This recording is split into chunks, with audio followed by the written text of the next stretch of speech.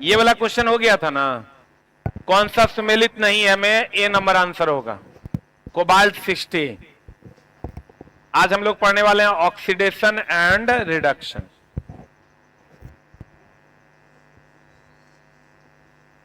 क्या पढ़ने वाले हैं आज हम लोग?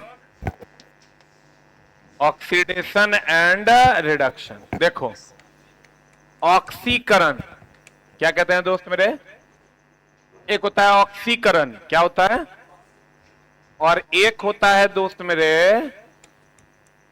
अवकरण। एक होता है ऑक्सीकरण और एक क्या होता है? अवकरण। ऑक्सीकरण का ही दूसरा नाम क्या है? उपचयन, अपचायक, अवकारक। ये पता है ना? अवकरण को कहते हैं अपचयन, उपचायक,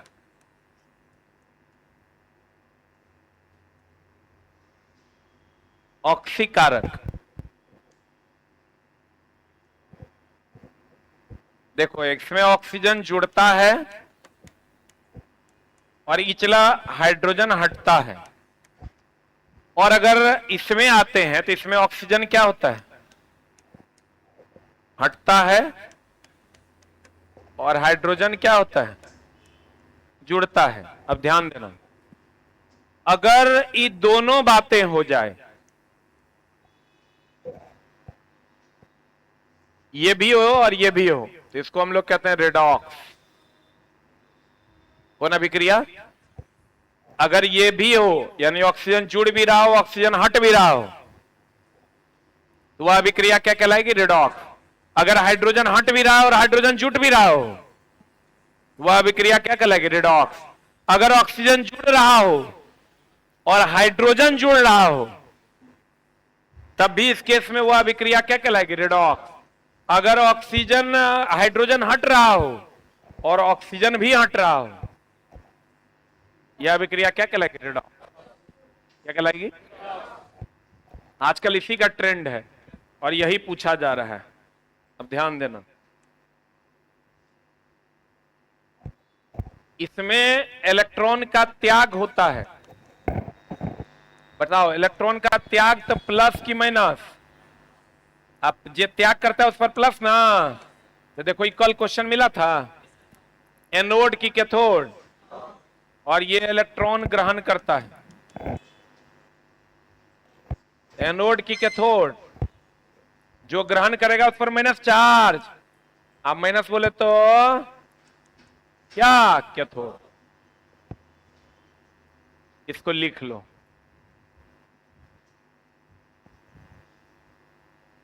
कल एक क्वेश्चन आया हुआ था एनोड कैथोड वाला।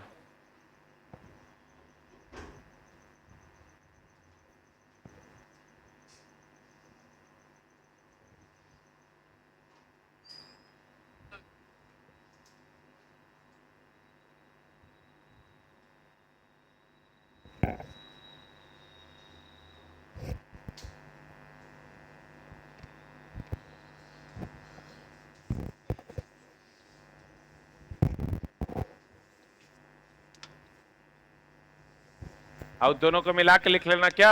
रेडॉक्स।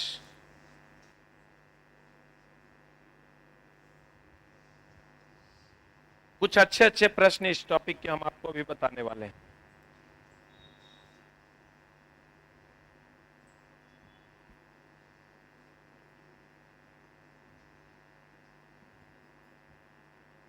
हो गया?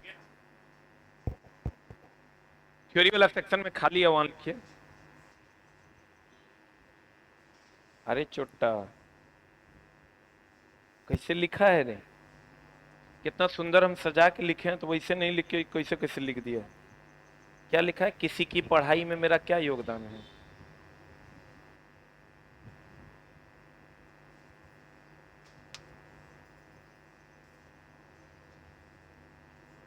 हो गया?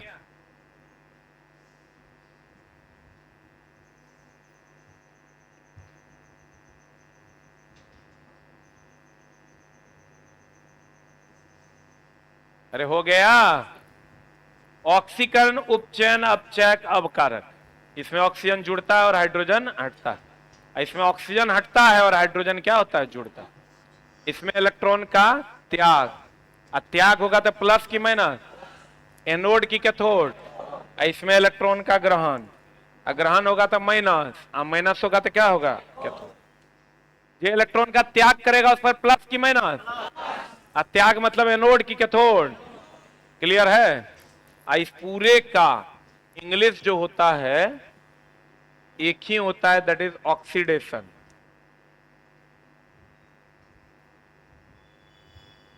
और इस पूरे का एक ही इंग्लिश होता है रिडक्शन। ये भी लिख लो। पूरे का इंग्लिश एक ही होता है क्या, ऑक्सीडेशन। इस पूरे का इंग्लिश एक ही होता है क्या, रिडक्शन। ध्यान से समझना चला, इसके बड़े अच्छे अच्छे प्रश्न हम आपको अभी बताने वाले हैं। देखो, ऑक्सीकरण, उपचयन, अपचयक, अवकारक। इसमें ऑक्सीजन जुड़ता है और हाइड्रोजन हटता है। इसमें इलेक्ट्रॉन का क्या होता है, त्याग। त्याग बोले तो प्लस, प्लस बोले तो एनोड। अवकरण, अपचयन, उपचयक, ऑक्सीकारक, रिडक्शन होता है। और ऑक्सीजन का हटना, हाइड्रोजन का जुड़ना। इसमें इलेक्ट्रॉन ग्रहण होता है, निगेटिव चार्ज, कैथोड। अब आ जाओ क्वेश्चन की दुनिया में। ऑक्सीकरण अभिक्रिया, अभी तुरंत हम बताए थे, ऑक्सीजन का जुटना और हाइड्रोजन का हटना। जे जुटेगा उसमें वृद्धि होगा कि कमी होगा, आज जे हटेगा, यहां माइनस ना होगा, जे हटेगा उसमें क्या आएगी, कमी। अब क्वेश्चन पढ़ लीजिए, आंसर बता दीजिए। वृद्धि हुआ मतलब ग्रहण किया कि त्याग किया। अरे छोटा, ऑक्सीजन जुट रहा है तो ग्रहण न किया, और इसकी कमी हो गई तो क्या किया। अब तो बताओ क्या होगा। ऑक्सीकरण, ऑक्सीजन ग्रहण करने या हाइड्रोजन का त्याग करने की प्रक्रिया, डी नंबर हो जाएगा। एक चीज हमेशा ध्यान रखना, ऑक्सीजन का वृद्धि, ऑक्सीजन अगर जुड़ा मतलब ऑक्सीजन की क्या हो गई, वृद्धि। ऑक्सीजन की वृद्धि हो गई मतलब क्या किया है, ग्रहण किया है कि त्याग किया है, क्या किया है, ग्रहण किया है। और त्याग करने की कैपेसिटी भी आती है, लेकिन उस पर नहीं जाते। ऑक्सीजन का जुड़ना मतलब ऑक्सीजन की क्या वृद्धि, और हाइड्रोजन का जुड़ना मतलब किसकी वृद्धि, हाइड्रोजन में वृद्धि। हाइड्रोजन हटा मतलब हाइड्रोजन की क्या कमी। अगला प्रश्न बता, हम बताए थे टाइप्स ऑफ अभिक्रिया, बताए थे, एनसीईआरटी एग्जाम्पलर का सवाल है और स्नातक स्तरीय एसएससी में भी पूछा है, क्योंकि एनसीईआरटी का आपके लिए जरूरी है। बताओ क्या यह संयोजन अभिक्रिया है, क्योंकि हम बोले थे कल आप अगर क्लास किए होंगे तो ए बी आपस में जुड़ेगा, क्या बनाएगा, ए बी बनाएगा। तो ए बी बनाएगा तो एकल उत्पाद न बनाएगा। एकल उत्पाद क्या इस अभिक्रिया में बन रहा है, कै गो उत्पाद बन रहा है, तो ये होगा कि नहीं होगा। अब बोलो, उदासीनीकरण अभिक्रिया में बोले थे अम्ल क्षार से अभिक्रिया करेगा, तो यहां देखे तो कहीं क्षार है, तो ये भी नहीं होगा। कोई दो गो चुनना है, इसका मतलब 1 और 3 होगा। कैसे होगा वो भी बता देते हैं। हाइड्रोजन यहां से हटा है, ऑक्सीजन जुटा है, तो प्रतिस्थापन अभिक्रिया है। अब रही बात उपचयन, अपचयन या रिडॉक्स कैसे है। रिडॉक्स देखो कैसे है, ध्यान से देखो। हाइड्रोजन यहां हट रहा है, हाइड्रोजन यहां जुट रहा है।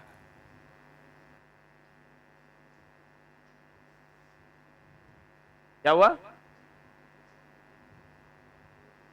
क्या हुआ, हाथ उठा देता है तुम। इधर आओ, इधर आओ, इधर आओ ना। अरे छोटा, तेरा सीट नहीं मिला तो इसे हाथ उठा रहे हैं। इधर आओ ना, इधर आओ, आओ सीट देते हैं तेरा। अभी क्लास से तेरा बाहर ही कर देते हैं, लेट आया है। अरे देखो कितना बड़का रंगबाज है। आओ ना, इधर आओ, बैठो। सीबीएसई बोर्ड से, अरे बाबूजी नौकरी करते हैं। ये कॉन्फिडेंस कहां से लाता है? अभी क्या किया पता है तुम लोग को? इस सबसे लेट अभी ये किया है। अभी क्या कर रहा है?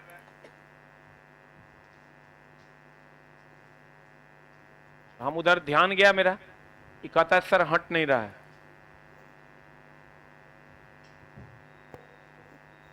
टेबल नहीं दे रहा है। टेबल बैठा होगा, उसके बगल में रखा होगा टेबल, तुमको देगा नहीं। तो तुम लेट क्यों आया है? काहेल ना? बैठो, रंग बताओ यार, बहुत मार पड़ जाएगी। देखो, ध्यान से देखना, चला पढ़ाने का एगो फ्लो होता है। देखता है बैट्समैन सबको बैटिंग कर रहा होता है तो एकदम स्क्रीन को एडजस्ट कर लेता है ताकि जरा सा भी का जरा सा कंसंट्रेशन लॉस होगा ना। दिमाग में होता क्या है, अगर आप पढ़ा रहे हैं तो आपको अगला क्या बोलना है उसको डिसाइड करना होता है, तभी ना हम बोलेंगे। तो अगला डिसाइड कब कर पाएंगे? जब हम इस पे कंसंट्रेट रह पाएंगे, नहीं तो अगला बार डिसाइड होगा नहीं तो ऑर्डर मेंटेन नहीं हो पाएगा। खैर छोड़िए, जाने दीजिए। यहां से आप देखिए क्या बता रहे थे। हाँ, अगर हाइड्रोजन हट रहा है और हाइड्रोजन जुड़ भी रहा है, इसका मतलब यह हुआ कि ये रेडॉक्स है। ऑक्सीजन जुड़ भी रहा है और ऑक्सीजन हट भी रहा है, तब भी ये रिडॉक्स है। और अगर ऑक्सीजन जुड़ रहा है और हाइड्रोजन भी जुड़ रहा है, तब भी ये रिडॉक्स है। और अगर हाइड्रोजन हट रहा है और ऑक्सीजन जुड़ रहा है, तब भी ये क्या है? रिडॉक्स। अब बढ़िया से देखो कि प्रतिस्थापन अभिक्रिया, इसमें कोई डाउट है? संयोजन क्यों नहीं है, ये क्लियर है। उदासीनीकरण क्यों नहीं है? क्योंकि अम्ल क्षार है नहीं। एक क्यों बच गया? रेडॉक्स कैसे है? तो देखो यहां से हाइड्रोजन एकरा से हट रहा है कि जुट रहा है? एकरा में हाइड्रोजन ओ में H जुटा है तब ना चला H2O बना है। तो बता ये रेडॉक्स है या नहीं है? आंसर बता क्या होगा? C4 cat. अगला, अब इसको देखो फिर से बढ़िया से। यहां से देखो ऑक्सीजन हट रहा है कि जुट रहा है? यहां से देखो ऑक्सीजन जुट रहा है। ऑक्सीजन अगर हटे भी जुड़े भी, तो ऐसी अभिक्रिया को कौन अभिक्रिया कहते हैं? रेडॉक्स। आंसर बता क्या होगा?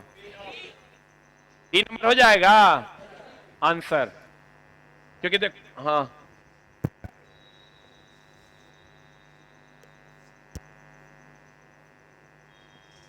अभिकारक में देखते हैं। जब भी देखेंगे किधर की तरफ देखेंगे? अभिकारक से देखेंगे कि अभिकारक से उत्पाद जाते हुए क्या हो रहा है, जुट रहा है कि हट रहा है। क्लियर? किधर से किधर देखेंगे? नहीं तो तू इधर से इधर देखेगा तो मामला गड़बड़ा जाएगा। किधर से किधर देख रहा है? Left to right. कहता है जब आयरन भाप से अभिक्रिया करता है, दे देता है चला Fe3O4 प्लस हाइड्रोजन। और अगर आयरन ऑक्सीजन से अभिक्रिया करेगा जल की उपस्थिति में, तभी दे देगा Fe2O3। ये दोस्त मेरे भाप है। एक मिनट रुक जा, ये जो है ये जंग है। एक मिनट रुक न रे, गड़बड़ हो जाएगा। ऑप्शन में Fe2O3 भी देता है, ऑप्शन में Fe3O4 भी देता है, दोनों साथ में भी देता है। ठीक ना? तो आपको ही ध्यान रखना है कि आयरन जब भाप से अभिक्रिया करेगा तो क्या देगा? Fe3O4। चला सबसे फंसा हुआ क्वेश्चन में से एक है। और आयरन जब ऑक्सीजन से अभिक्रिया करेगा जल की उपस्थिति में, तब क्या देगा? Fe2O3। लीक। फटफट नहीं करना।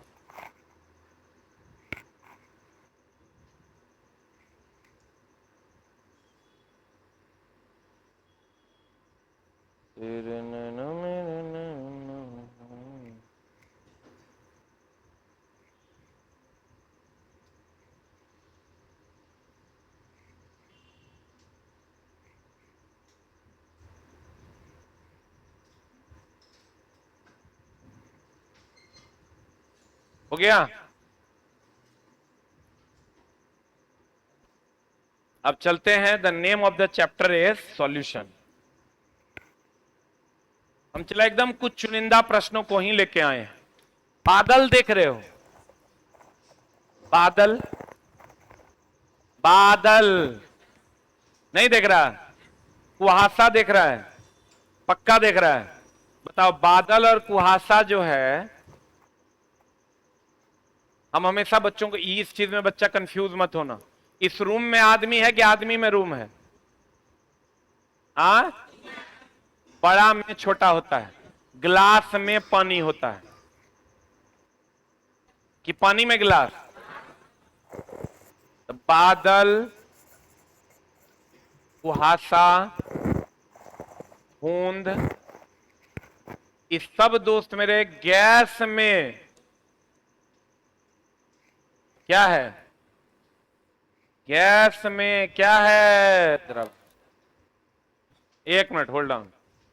वहीं अगर धुआं की बात करोगे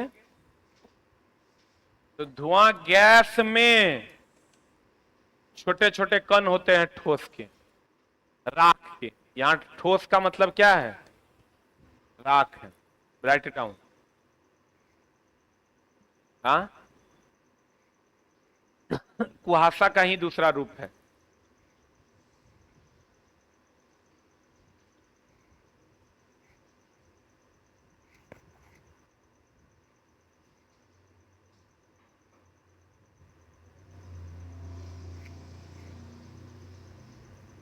लिखा?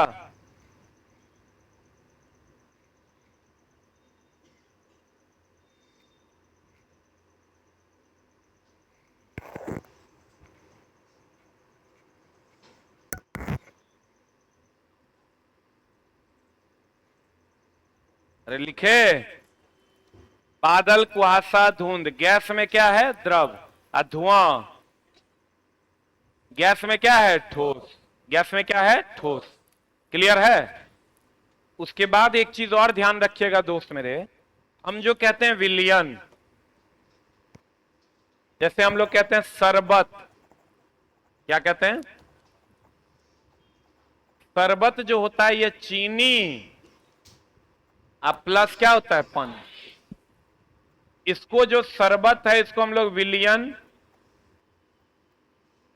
या घोल कहते हैं, और चीनी को हम लोग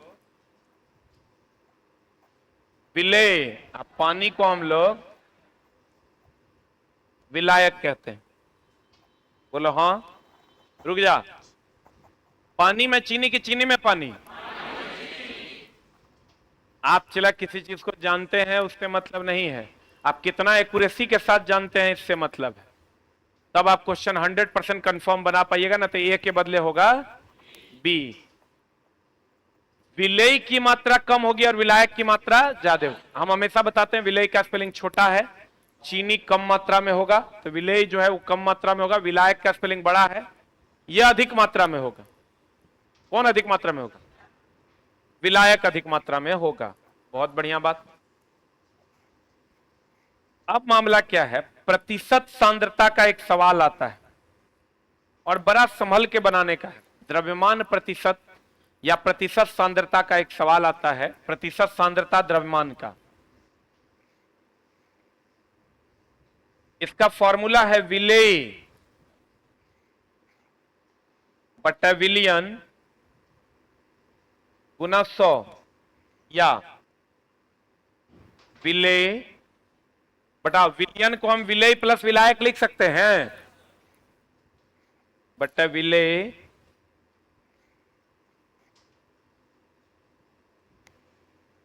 प्लस विलायक गुना 100। इसी का एक और फॉर्मूला हम बनाते हैं, विलेय छोटा कि बड़ा? ध्यान दीजिएगा, विलेय जो है ये छोटा कि बड़ा? अब विलायक बड़ा ना। एग्जाम हॉल में आप विलेय विलायक को पहचान नहीं पाइएगा, या विलियन, विलेय विलायक विलियन इतना कंफ्यूज करेगा, ये वो भागा देके आंसर लाना है, वो लाने में गड़बड़ हो जाएगा। अगर जान रहे हैं तो क्वेश्चन बहुत आसान है, एगो भागा देना है, आंसर ले आना है। लेकिन अगर दोस्त मेरे नहीं जान रहे हैं तो वही भागा पता नहीं चलेगा, और नहीं चलेगा तो मामला हो जाएगा गड़बड़। एक बार एक सवाल बना रहे थे, सवाल बहुत लंबा चला गया, हमने क्वेश्चन लिखा, क्वेश्चन इतना लंबा था, सॉल्यूशन जब करने लगे तो सॉल्यूशन और लंबा चल गया। यहां सवाल में कहीं पर 10 था, कहीं पर 2 था। अब फाइनली जो रिजल्ट मेरा आया वो आया 10/2 बराबर 5। ठीक है, 2 ही डेटा था, एक 10 था, एक 2 था। फाइनल रिजल्ट मेरा कितना आया? 10/2 बराबर 5। एगो लड़का कहता है सर इतना जो आप किए हैं एकरा करने का क्या जरूरत, सीधा भागा दे देते आंसर आ जाता। हम ओकरा बोले बाबू रे कि हमको कैसे पता चलेगा कि भागा दे देंगे तो आंसर आ जाए? तू बोला सर हिट एंड ट्राई करते, एक बार 10/2 देख के देखते ऑप्शन आ रहा है कि नहीं, एक बार 10 गुना 2 देख के करते ऑप्शन आ रहे हैं, एक बार 10-2 देख के करते, एक बार 10+2 देख के करते। इतना करने का क्या जरूरत है, क्या जरूरत है फॉर्मूला बनाने का? अब बड़ा बढ़िया उपाय बताया ये बच्चा। लेकिन दोस्त मेरे ये हमेशा 10/2 होगा, और किस क्वेश्चन में 10/2 होगा ये कैसे पता चलेगा? एक कोई उपाय है? वो तो इसमें आ गया, जब आप क्वेश्चन बना रहे होते हैं विलेय, विलियन और विलायक का, सवाल बहुत आसान होता है, खाली एगो भागा देना, you will get the answer. एक जोड़ करना, एक भाग देना, you will get the answer. लेकिन आपको पता तो चले कि जोड़ना किसको है, घटाना किसको है, भागा केकरा से देना है। इसीलिए इसको पढ़ना पड़ेगा ठीक से। प्रतिशत सांद्रता विलेय अब बटा किसका? विलियन। विलियन बोले तो शरबत की चीनी, हाँ। अब विलेय बटा विलेय प्लस विलायक, क्योंकि विलियन को विलेय प्लस विलायक लिख सकते हैं। बोलिए, एक चीज हमेशा ध्यान रखिएगा, जो कम मात्रा में होगा वो क्या होगा? विलेय, और जो अधिक मात्रा में होगा वो क्या होगा? विलायक। देखो तो इस फॉर्मूले को हम ऐसे लिख सकते हैं, छोटका, छोटका बटा छोटका प्लस बड़का गुना 100। बोलो चला, इसको हम ऐसे लिख सकते हैं, छोटका बटा छोटका प्लस बड़का गुना 100। देखो तो ऐसे लिख सकते हैं क्या? विलेय छोटा की बड़ा, अब विलायक बड़ा। विलेय विलायक विलियन में नहीं फंसना है, तो आप सीधे करें छोटका बटा छोटका प्लस बड़का गुना 100। लेकिन अगर विलियन दे देगा, फिर विलियन दे देगा तो विलेय बटा विलियन गुना 100 करना होगा। लेकिन ऐसा कोई सवाल है नहीं, लेकिन कभी कभार दे देता है 1-8%। तो अगर दे देगा तो विलियन को पहचान लेना। शरबत का दे देगा, द्रव्यमान इतना है, तो समझ लेना क्या दे दिया? विलियन। और नहीं तो 99% केसेस में लगाना छोटका बटा छोटका प्लस बड़का गुना 100। बोलवे नहीं करेगा, क्योंकि जो छोटका विलेय बटा विलेय प्लस विलायक गुना 100 करोगे ना, एग्जाम हॉल में कंफ्यूजन हो जाएगा और सवाल बनेगा नहीं। ठीक है, याद क्या रखना है? छोटका बटा छोटका प्लस बड़का गुना 100। इसको लिख लो।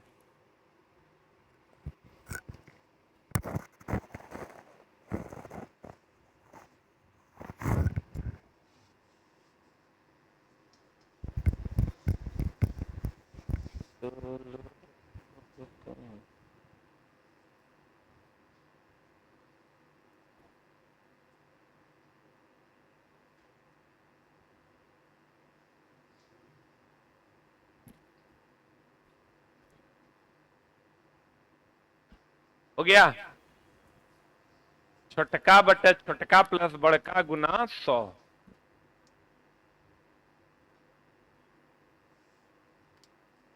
एकदम चला कम ही चीज सिखाएंगे, लेकिन थोड़ा सिखा देंगे, ज्यादा नहीं पढ़ाएंगे, कम पढ़ाएंगे लेकिन थोड़ा सिखा देंगे। हो गया?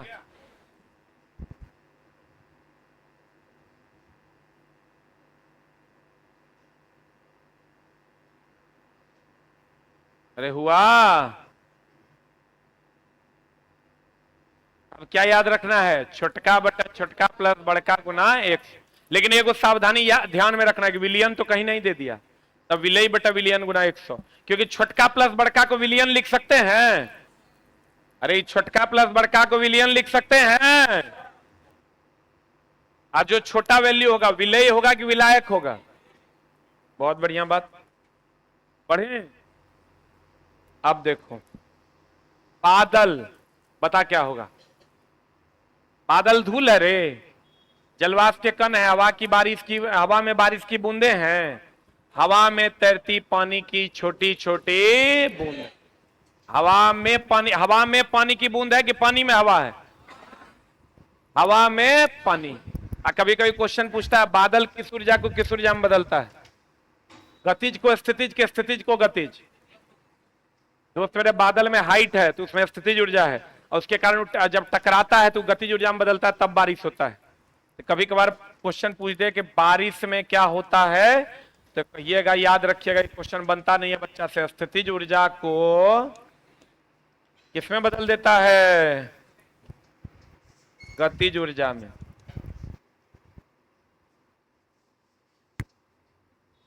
स्थितिज ऊर्जा को बारिश किसमें बदल देता है? गतिज ऊर्जा में। बादल की स्थितिज ऊर्जा होती है, वो टकराता है और गतिज ऊर्जा में बदल जाता है। आंसर बता दो क्या हो जाएगा? ए की भी किसी,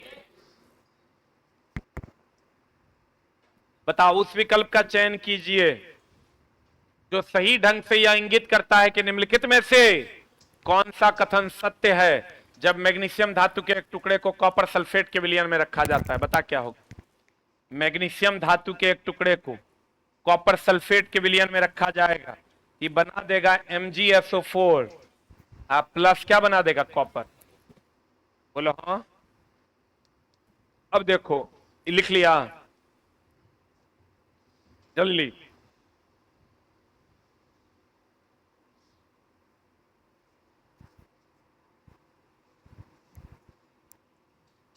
ये रंग होता है चला नीला, ब्लू विट्रियोल है ना, ये कौन रंग का होता है? नीला।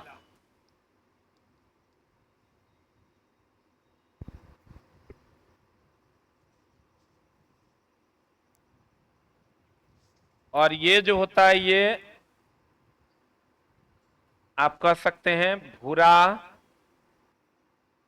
लगभग भूरा रंग का होता है, मटमैला कलर का।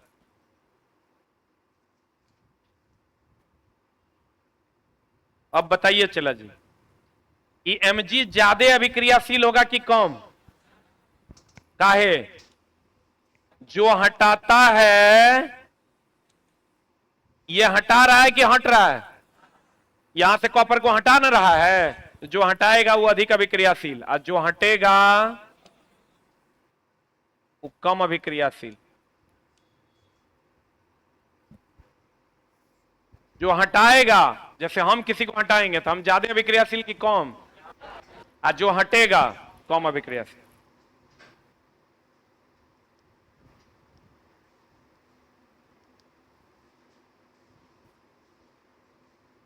हो गया? अब बता चला, मैग्नीशियम कॉपर सल्फेट के विलयन से कॉपर को विस्थापित कर देगा? कर दिया। देखो ना, कॉपर को यहां से हटा दिया, सत्य वचन। कॉपर सल्फेट का विलयन नीला रंग का फीका पड़ जाता है, सही है। मैग्नीशियम के टुकड़े पर कॉपर धातु का लाल भूरा निक्षेप बन जाता है, सही है। आंसर बता क्या होगा? 1 2 3, क्या होगा answer? B for ball is the right answer. अब देख लो, हम अभी बताए थे आपको, इस पर ढेरी सवाल पूछा जाता है। इतना ग्राम पानी है, विलायक है कि विलयन है? ज्यादा मात्रा में पानी होता है विलायक। इतना ग्राम चीनी है तो क्या है? विलय ना। विलयन के प्रतिशत सांद्रता ज्ञात करें। प्रतिशत सांद्रता निकालेंगे, इतना कुछ करना नहीं है। छोटका बटा छोटका प्लस बड़का गुना 100, कितना परसेंट? आंसर अन्ना है तो फिर वही विलयन, विलय बटा विलय प्लस विलायक गुना 100। सीधा सीधा करना, उतना झोल झाल नहीं करना। छोटका बटा छोटका प्लस बड़का गुना 100, छोटका बटा छोटका प्लस बड़का गुना 100। अगला गैसियस लॉ, नाम तो सुना ही होगा, सुने हैं? What is gaseous law? Gaseous law के बारे में एकदम जो हम आपको इंफॉर्मेशन अभी दे रहे हैं, इससे ज्यादा आपको पढ़ना नहीं है, लेकिन ध्यान से समझना पड़ेगा। हम हमेशा बच्चों को बताते हैं ये पी भी टी, आप चला खूब पढ़ लिए हैं, आपको कुछ यादें नहीं है, फिर ओकर कोई यूज नहीं है। आप खूब पढ़े हैं, खूब रिवीजन किया, हमको हमारे पास है, तभी ना ओकर यूज कर पाइएगा। तीरंदाज आप बहुत बढ़िया हैं, तीर आपके पास है ये नहीं है, आपको हम ढेला दे देते हैं, मामला गड़बड़ा नहीं जाएगा। तीरंदाज अगर हैं आप बहुत अच्छे, तो आपके पास तीर होना चाहिए। तीर बहुत ज्यादा है, अब प्रैक्टिस नहीं है, तो ज्यादा भी कम पड़ जाएगा। मारे गया है न वो आंख की वजह चल जातो, मारवे दुर्योधन को लग जातो भीष्म पितामह। प्रेशर, वॉल्यूम और टेम्परेचर, पी भी टी, बार बार हम कहते हैं बॉयल, बी सी जी, बी सी जी, B4 हो गया बॉयल्स लॉ, C4 हो गया चार्ल्स लॉ, G4 हो गया गे-लुसाक लॉ, पी भी T, B C G, pressure, volume, temperature, Boyle's, Charles, Gay Lussac. सही है? अब देखो, टेम्परेचर कांस्टेंट रहेगा बॉयल्स लॉ, प्रेशर कांस्टेंट रहेगा चार्ल्स लॉ, आयतन कांस्टेंट रहेगा गे-लुसाक लॉ। नहीं समझा? प्रेशर कांस्टेंट रहेगा चार्ल्स लॉ, टेम्परेचर कांस्टेंट रहेगा बॉयल्स लॉ, आप वॉल्यूम कांस्टेंट रहेगा गे-लुसाक। और हमेशा ध्यान रखना टेम्परेचर के साथ सीधा रिलेशन, टेम्परेचर के साथ। तो बताओ वॉल्यूम और टेम्परेचर, अगर चार्ल्स लॉ की बात करोगे तो वॉल्यूम और टेम्परेचर में संबंध होगा, ये कांस्टेंट होगा। बॉयल्स लॉ की बात करोगे प्रेशर और वॉल्यूम में संबंध होगा, टेम्परेचर कांस्टेंट होगा। गे-लुसाक लॉ प्रेशर और टेम्परेचर में संबंध होगा, वॉल्यूम कांस्टेंट। अब देखो ये होता है volume is directly proportional to T, temperature है तो सीधा रिलेशन के उल्टा। कब? जब प्रेशर कांस्टेंट। अब बॉयल्स लॉ होता है P is inversely proportional to V, क्योंकि टेम्परेचर ना है रिलेशन में, तो उल्टा हो जाएगा जब टेम्परेचर कांस्टेंट। चार्ल्स लॉ कहता है, ध्यान देना, P is directly proportional to T, क्योंकि टेम्परेचर रिलेशन में जब वॉल्यूम कांस्टेंट हो। यह मामला है। अब यहां तक तो ठीक है, ध्यान देना। अगर ये उल्टा है तो इसका फॉर्मूला हो जाता है P1 बट्टा P2 बराबर V2 बट्टा V1। आई सीधा रिलेशन है तो ये हो जाएगा V1 बट्टा V2 बराबर T1 बट्टा T2। आई भी सीधा रिलेशन है, तब P1 बट्टा P2 बराबर T1 बट्टा T2। अब थोड़ा सा ध्यान देना, अब तुम्हारे पास यह हथियार है, इसको चलाना सीख लो। जैसे ही तुमको कह दे टेम्परेचर कांस्टेंट है, ध्यान देना, इसका मतलब तुम समझ लो कि जब टेम्परेचर कांस्टेंट है तो प्रेशर और वॉल्यूम के बीच में रिलेशन होगा। किसके किसके बीच में रिलेशन होगा? आप प्रेशर और वॉल्यूम में टेम्परेचर नहीं है, इसका मतलब P1 बट्टा P2 बराबर V2 बट्टा V1। बोलो हाँ। और अगर प्रेशर कांस्टेंट है, इसका मतलब वॉल्यूम और टेम्परेचर में रिलेशन होगा। इसका फॉर्मूला होगा V1 बट्टा V2 बराबर T1 बट्टा T2। चूंकि टेम्परेचर रिलेशन में है, प्रेशर कांस्टेंट और टेम्परेचर रिलेशन में है, तो सीधा की उल्टा, यहां टेम्परेचर कांस्टेंट था, प्रेशर और वॉल्यूम था, तो उल्टा कर दिए हैं। और तीसरा कंडीशन क्या होगा? टेम्परेचर कांस्टेंट, प्रेशर कांस्टेंट, अब क्या होगा? Volume constant. तो प्रेशर और टेम्परेचर के बीच में रिलेशन होगा, तो क्या हो जाएगा फॉर्मूला? P1 बट्टा P2 बराबर T1 बट्टा। बढ़िया समझ। अगर टेम्परेचर कांस्टेंट होगा तो हम बोले प्रेशर, जब भी टेम्परेचर के साथ रिलेशन होगा सीधा की उल्टा, तो P और V के बीच संबंध होगा उल्टा। अगर प्रेशर कांस्टेंट है, V और T के बीच संबंध होगा तो सीधा। अब वॉल्यूम कांस्टेंट है, P और T के बीच संबंध होगा तो सीधा। ये न्यूमेरिकल बनाने में आपकी मदद करे। अगर ये लॉज नहीं भी याद रहेगा, डायरेक्ट यहां से आप फॉर्मूला लिख सकते हो। क्लियर? लिख लो।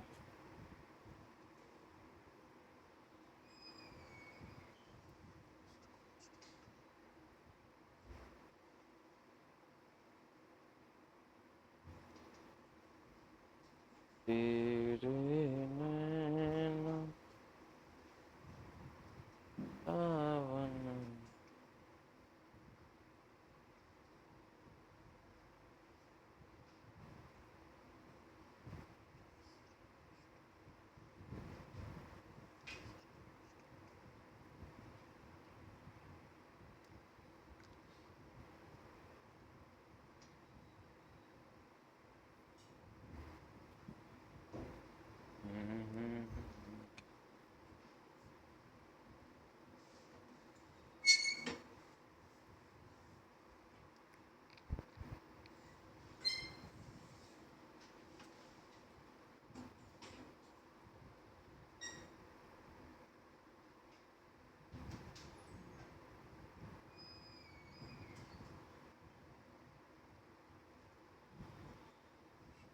हम चला इसमें नंबर ऑफ क्वेश्चंस टीचर्स को भी बोले हैं नहीं बढ़ाने, लेकिन जितना पढ़ाएंगे उतना तुम्हारे पास रहेगा।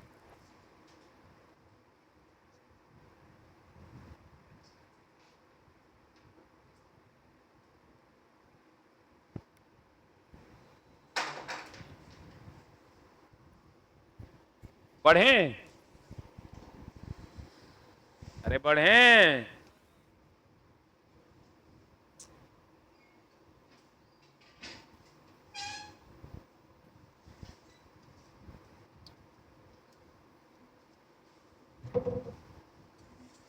अरे बढ़ें।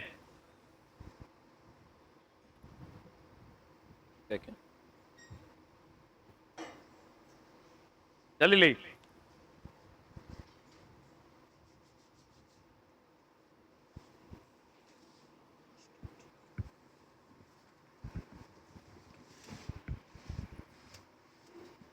अच्छा बताओ, चला टॉल्टन का नियम सुने हो? टॉल्टन का नियम किसके लिए है? आंशिक दाब का नियम। कौन नियम दोस्त मेरे? आंशिक दाब का नियम। किसने दिया था? ये कहता था पी टोटल बराबर P1 plus P2 plus P3, आंशिक दाब का योग कुल दाब के बराबर होगा। ये कौन गैस के लिए लागू होता है? CO प्लस H2 गैस के लिए लागू है। रुक रुक रुक रुक रुक रुक रुक रुकने रे। एक बात बताओ, अगर ये कोई गैस है, इस पर P1 बल यहां से, P1 दाब इधर से, P2 इधर से, P3 इधर से देंगे या P4 इधर से देंगे, तो कुल दाब जो होगा वो आंशिक दाब के योग के बराबर होगा? बोले वह नहीं करेगा। इसी को कहते हैं आंशिक दाब का नियम, जो किस पर लागू होता है? CO plus H2 gas. जल्दी लिख।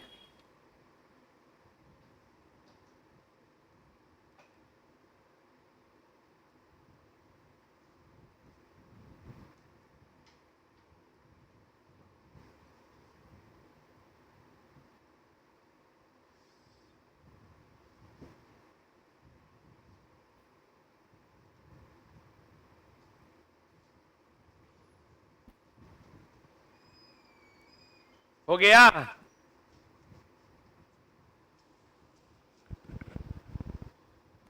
लिख लिए?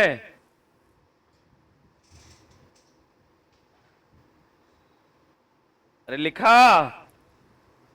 बताओ चला, कोई भी गैस जो एक जगह से दूसरे जगह जाएगा, घनत्व में अंतर के कारण, अगर मेरे पेट का घनत्व ज्यादा है गैस का और बाहर कम है, तो बाहर अंदर से बाहर जाएगा कि बाहर से अंदर? तो गैसों का बहाव किसके कारण होता है? घनत्व में अंतर के कारण। किसमें अंतर के कारण? अब चला आ जाओ तुम क्वेश्चन पे। बताओ निम्नलिखित परिघटनाओं में कौन सा समुच्चय ताप बढ़ने पर बढ़ेगा? बताओ चला, वाष्पन, विसरण, गैसों का प्रसार। एगो दिया है संपीड़न, संपीड़न और संपीड़न। बताओ तो ताप बढ़ने से संपीड़न बढ़ता है कि घटता है? फैलता न है रे। ताप जब बढ़ेगा तो फैलेगा कि सिकुड़ेगा, दबेगा कि फैलेगा?